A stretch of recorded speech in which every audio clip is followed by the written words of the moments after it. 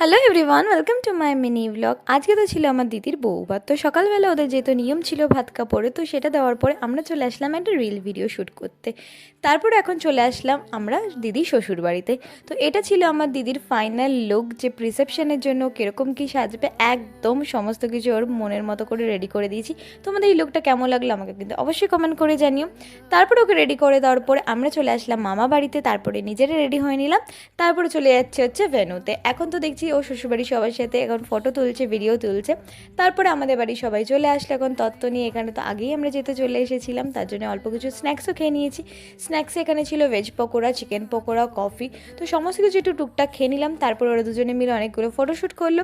সেগুলো করার পরে আমরাও অনেক ফটোশ্যুট করে নিলাম, ফ্যামিলি ফটোগ্রাফ। তারপরে চলে গেলাম খেতে। মেনুতে তো অনেক কিছু ছিল, তো আমি তো বেশি কিছু খেতে পারি না, আমি শুধু একটু ডিমের টেবিল খেয়েছি, তার সাথে একটা কচুরি খেয়েছি, তারপরে একটু রাইস খেয়েছি আর চিকেন। তারপরে এখানে সব কাপল ফটোশ্যুট করছিল আর আমরাও সবাইকে একটু ফটোশ্যুট করে দিলাম।